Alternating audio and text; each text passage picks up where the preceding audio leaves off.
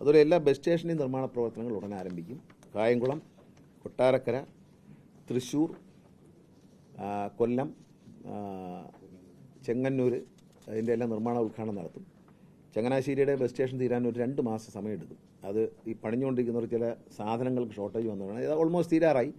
അതിൻ്റെ റൂഫും കാര്യങ്ങളൊക്കെ വെളിയിൽ നിന്ന് ചെയ്താണ് വരുന്നത്. അപ്പോൾ അതിൻ്റെ പണിക്ക് കൊടുത്തിരിക്കുന്നതുകൊണ്ടാണ് താമസിക്കുന്നത്. അത് വന്നാൽ ഉടനെ പിടിപ്പിക്കും. അങ്ങനെ ബസ് സ്റ്റേഷനുകളുടെ നവീകരണം, മലപ്പുറം ബസ് സ്റ്റേഷനും 2ാം ഘട്ടമായി 5 കോടി അനുവദിച്ചിട്ടുണ്ട്. അതിൻ്റെ നിർമ്മാണ പ്രവർത്തനവും ഉടനെ ഉദ്ഘാടനം ചെയ്യും. കാരണം നിർമ്മാണ പ്രവർത്തനമുണ്ട്. അവിടെ ഒരു ഫ്ലോർ തീർന്നിട്ടുണ്ട്. ഇന്ന് MLA ആയിട്ട് സംസാരിച്ചിട്ടുണ്ട്. അപ്പോൾ അവിടെ ഒരു ഫ്ലോറിൻ്റെ ഉദ്ഘാടനം. മൂവാറ്റുപുഴ ബസ് സ്റ്റേഷൻ വർഷങ്ങളായി മുടങ്ങി കിടക്കുന്നതാണ്. മൂവാറ്റുപുഴ ബസ് സ്റ്റേഷൻ ഉദ്ഘാടനം ചെയ്യും. വർഷങ്ങൾ, അതായത് ട്രാൻസ്പോർട്ട് സെക്രട്ടറി പറഞ്ഞൊരു കമൻ്റ് ഉണ്ട്. അദ്ദേഹം സ്കൂളിൽ പഠിക്കുന്ന കാലത്ത് പണിഞ്ഞു തുടങ്ങിയതാണ്, ഇതുവരെ തീർന്നില്ല. അതിൻ്റെ പണി തീർത്തു. അത് ഈ ഒരു മാസത്തിനുള്ളിൽ ഫെബ്രുവരി 10 തീയതിക്ക് മുമ്പേ അത് ഉദ്ഘാടനം ചെയ്യണം എന്ന് MLA ആവശ്യപ്പെട്ടിട്ടുണ്ട്. ഞാൻ ചെല്ലാമെന്നും പറഞ്ഞിട്ടുണ്ട്. അപ്പോൾ ഞങ്ങളിന്നത് ഡീറ്റെയിലായിട്ട് ചർച്ച ചെയ്തു. അതുകൊണ്ട് കറക്റ്റ് അതുകൊണ്ട് അറിയാവുന്നതാണ് പറഞ്ഞത്. എല്ലാം നന്നായി നടക്കുന്നു. ഞാൻ KSRTCയുടെ CMD ശ്രീ പ്രമോദ് ശങ്കർ, KSRTCയുടെ ചരിത്രത്തിലെ ഏറ്റവും പ്രായം കുറഞ്ഞ മാനേജിംഗ് ഡയറക്ടർ. നമ്മൾ പല പ്രമുഖരെയും കണ്ടിട്ടുണ്ട്. അവരൊക്കെ മിടുക്കന്മാരായിരുന്നു. പക്ഷേ അവർക്കൊന്നും കഴിയാത്ത മികച്ച നേട്ടം കൈവരിക്കാൻ പ്രമോദിന് കഴിഞ്ഞു. അതുപോലെ ഫൈനാൻസ് ഓഫീസർ ഷാജി, ഓപ്പറേഷൻ്റെ മുഴുവൻ ചുമതല വഹിക്കുന്ന പ്രദീപ് എക്സിക്യൂട്ടീവ് ഡയറക്ടറാണ്. പിന്നെ ഷറഫ് അഡ്മിനിസ്ട്രേഷൻ്റെ ചുമതലയുള്ള ആളാണ്. ടെക്നിക്കൽ കാര്യങ്ങൾ നോക്കുന്ന ചന്ദ്രബാബു ഉണ്ട്, എക്സിക്യൂട്ടീവ് ഡയറക്ടർ. ഇവരെല്ലാവരും സ്വിഫ്റ്റിൻ്റെ ജനറൽ മാനേജറാണ്. ഇവരുടെയൊക്കെ ഒരു ആത്മാർത്ഥമായ സമയം. ഇവർ മാത്രമല്ല, മെക്കാനിക്കുകൾ വരെ നമ്മൾ ഡബിൾ ഡക്കർ തുടങ്ങി. പാപ്പനംകോട് നമ്മുടെ മെക്കാനിക്കുകളാണ് ഡബിൾ ഡക്കർ നിർമ്മിച്ചത്. നമ്മുടെ എഞ്ചിനീയർമാരാണ്. അതാണ് അഭിമാനം എന്ന് പറയുന്നത്. തമിഴ്നാട് ഇപ്പം മൂന്നാറിൽ ആരംഭിച്ച 2ാമത്തെ ബസ്സും അതുപോലെ ആദ്യത്തെ ബസ്സിനെ പോലെ തന്നെ കളക്ട് ചെയ്യാൻ. ഒരു ദിവസം 2 ബസ്സിനും ഒരേ കളക്ഷനാണ്. ഈ ഓടിത്തുടങ്ങിയ ദിവസങ്ങളെ ആയിട്ടുള്ളൂ. പക്ഷേ 2 വണ്ടിക്കും ഒരേ കളക്ഷനാണ്.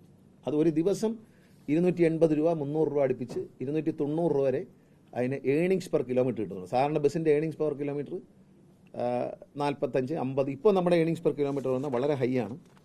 ഇന്നലെ 66 രൂപ വരെ വന്നു. അത് റെക്കോർഡാണ്. പിന്നെ തമിഴ്നാട്ടിലെയും കർണാടകത്തിൻ്റെയൊക്കെ ഡെയിലി ആവറേജിലെ ഏണിങ്സ് പെർ കിലോമീറ്റർ, ഒരു കിലോമീറ്റർ ഓടുമ്പോൾ കിട്ടുന്ന പണം എന്ന് പറയുന്നത് 48-47 രൂപയാണ്. നമ്മുടെ ഇപ്പോഴത്തെ ശരാശരി 50 രൂപയ്ക്ക് മേളിലാണ്. 50 രൂപ മുതൽ 56 രൂപ വരെ വരുന്നുണ്ട് പല വണ്ടിക്കും. പക്ഷേ ശരാശരി മൊത്തം എടുത്താൽ, ഇന്ന് കളക്ഷൻ കിട്ടിയ ദിവസത്തെ കാര്യമല്ല പറഞ്ഞത്, ഇന്നലെ കളക്ഷൻ കിട്ടിയ ദിവസം 66 അല്ലേ, 66 രൂപ 69 പൈസ ഇന്നലെ തിങ്കളാഴ്ചയിൽ ഈ ഏണിങ്സ് പെർ കിലോമീറ്റർ ഉണ്ട് ഒരു ബസ്സിൻ്റെ, 1 കിലോമീറ്റർ ഓടുമ്പോൾ.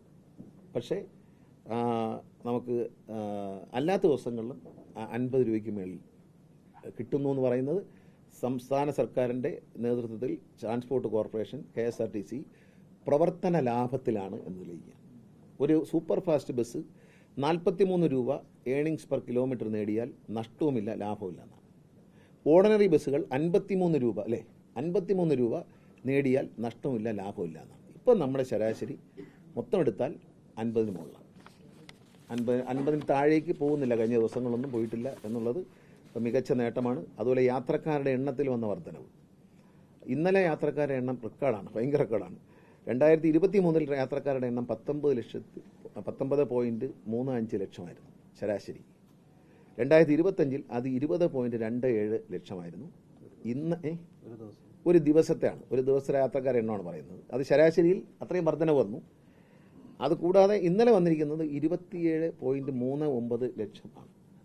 ഇന്നലെ ഒരു ദിവസം യാത്രക്കാരുടെ എണ്ണം വർദ്ധിച്ചിരിക്കുന്നു. വളരെ നല്ല നേട്ടമാണ് ജീവനക്കാരുടെ ഭാഗത്തു നിന്ന് എല്ലാ രംഗത്തും. പ്രൈമറി സ്കൂളാണെങ്കിലും പ്രൈമറി സ്കൂളിലെ വിജയശതമാനം തന്നെ വളരെ അത്ഭുതകരമായ വിജയശതമാനമാണ്. കാരണം നമ്മൾ വനിതകൾക്ക്, പിന്നെ ഇതിനകത്ത് SC/ST വിഭാഗത്തിൽപ്പെട്ടവർ കൺസെഷൻ ഉണ്ട് നമ്മുടെ പ്രൈമറി സ്കൂളിൽ. ട്രാൻസ്ജെൻഡേഴ്സിനും KSRTC ജീവനക്കാർക്കും പ്രൈമറി സ്കൂളിൽ 10 അല്ലേ, എത്ര ശതമാനം, 5% കൺസെഷൻ ഉണ്ട് അവരെ ഫീസിൽ. പിന്നെ വളരെ പ്രധാനപ്പെട്ട കാര്യം എന്ന് പറയുന്നത്, ശബരിമലയ്ക്ക് വേണ്ടി 1000 ബസ്സുകളാണ് തയ്യാറാക്കിയിരിക്കുന്നത്. ശബരിമല മകരവിളക്കിന് ഓടാൻ വേണ്ടി 800 ബസ്സെങ്കിലും വേണമെന്നാണ് ദേവസ്വം ബോർഡും ഒക്കെ ആവശ്യപ്പെട്ടത്. പക്ഷേ നമ്മൾ 1000 ബസ്സാണ് റെഡിയാക്കി നിർത്തിയിരിക്കുന്നത്. 1000 ബസ് അന്നത്തെ ദിവസത്തേക്ക് ഓടാനുണ്ടാവും. പിന്നെ പ്രൈവറ്റ് സ്കൂളിൽ സ്മാർട്ട് ബസ് സ്റ്റോപ്പ് വന്നു. പിന്നെ AI ഓപ്പറേറ്റഡ് ഷെഡ്യൂളുകൾ വന്നു. പിന്നെ ഡ്രൈവിംഗ് സ്കൂളുകളുടെ വിജയശതമാനം 86% കേട്ടോ. ഇതുവരെ ഡ്രൈവിംഗ് സ്കൂളിൽ പഠിച്ച കുട്ടികളുടെ എണ്ണം 6279 പേരാണ്. പഠിച്ചത്. അതിൽ 83% ആൾക്കാർക്കും വിജയ ശതമാനം ലൈസൻസ് കിട്ടിയിട്ടുണ്ട്. 86% അല്ലേ, 86% ഡ്രൈവിംഗ് സ്കൂളിലെ വിജയ ശതമാനം ഡിസംബർ വരെ.